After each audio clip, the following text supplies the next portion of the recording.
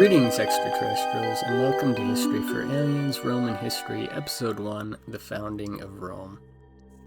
In 1200 BCE, a catastrophe takes shape across the Mediterranean in what's called the Bronze Age collapse. During this time, entire international economies collapse for really no solid known reason.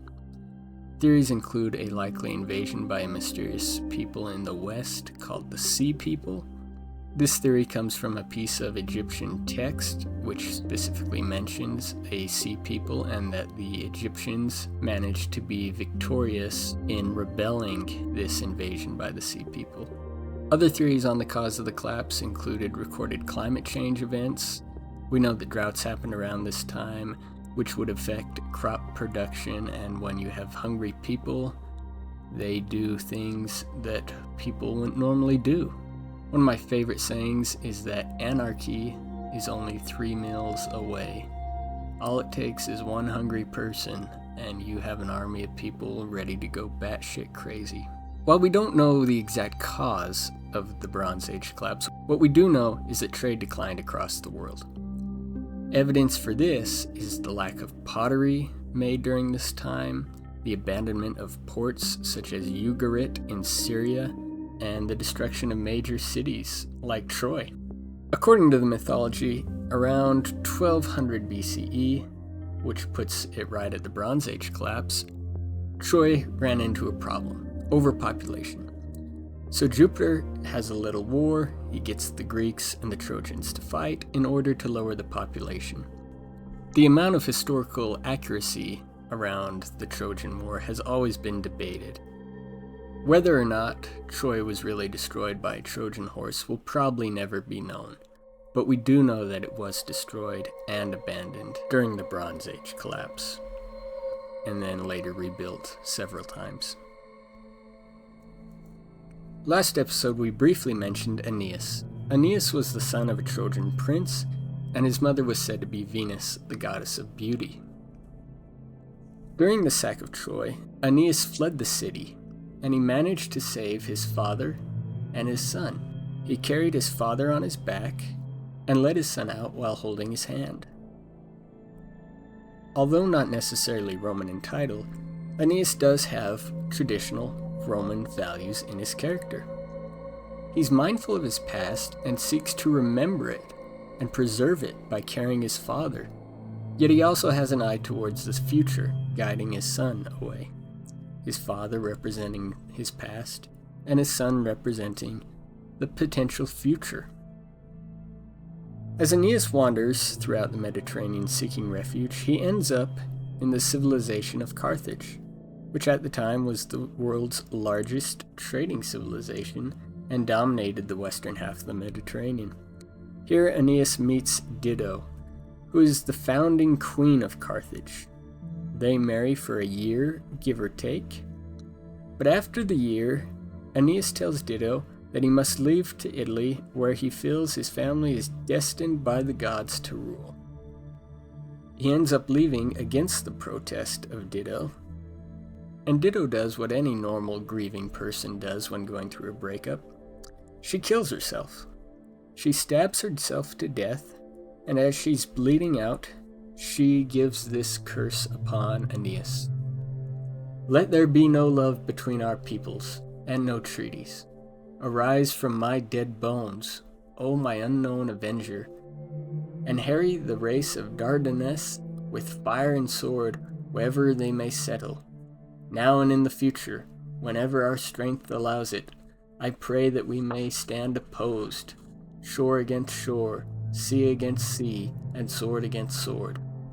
Let there be war between the nations and between their sons forever." It's safe to say she was upset. Aeneas settles the city of Alba Longa in Latium and becomes king of the Latins. Alba Longa is just a short drive away from Rome and will come up from time to time in the history of the Romans.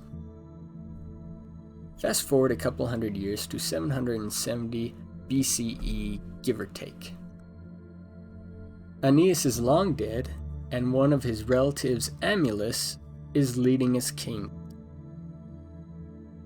Romulus's niece, Sylvia, is forced to become a Vestal virgin. Vestal virgins were priestesses to the goddess Vesta. Vesta was the goddess of home and family values. Vestal virgins were sworn to 30 years of virginity, meaning they couldn't get it on like Donkey Kong. During the beginning of the regal period, there were around 6 Vestal virgins at the time in the city of Rome.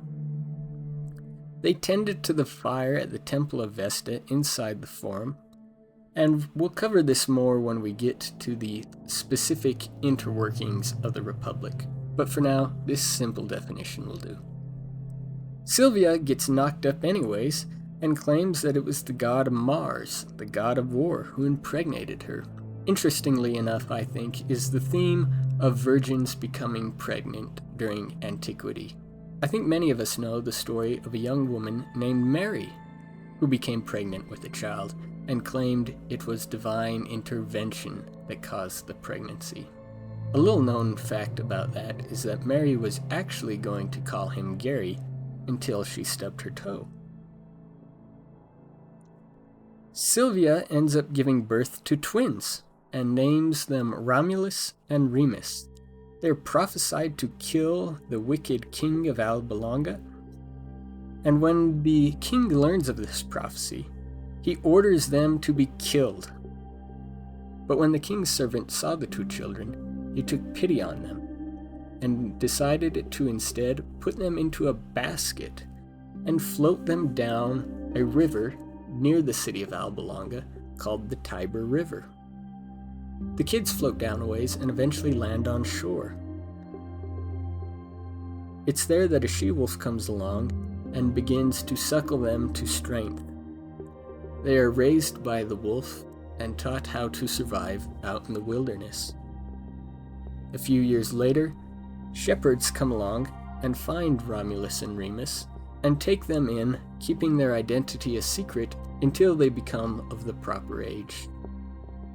During their teenage years, the shepherds that looked after them reveal to them their true identity and relation to King Romulus. They decide to end the corruption at Alba Longa and go and kill King Romulus and restore their grandfather, Numitor, to king over Alba Longa. After this event, Romulus and Remus decide to once again return to the Tiber River, where the shepherds found the she-wolf suckling them to strength. They decide to build a new city. They find a piece of land with 7 hills on it, and they each pick different hills as to where they would like to build their city. Romulus wants the Palatine Hill, and Remus wants the Aventine Hill. Neither one of them can agree on where to build the city, so they agree to a friendly competition of bird watching. They decide to leave their fate up to the gods and let them decide who should win and decide where they get to build the city. They both claim to see the exact same amount of birds and agree to disagree and call it a tie. The one thing they can at least agree upon is that they should at least start building a wall to protect their cities, because back in antiquity, if you didn't have a wall, it was only a matter of time before your city was getting sacked. One day, as they're both working on their walls, Remus insults Romulus's wall and accuses him of cheating during the bird-watching competition. Romulus does the thing that siblings do best and decides to kill Remus. He beats him to death with rocks along the construction of his own wall. Romulus is now the sole king, or Rex, over the city, and he chooses to name the city after himself, Romulus, Rome.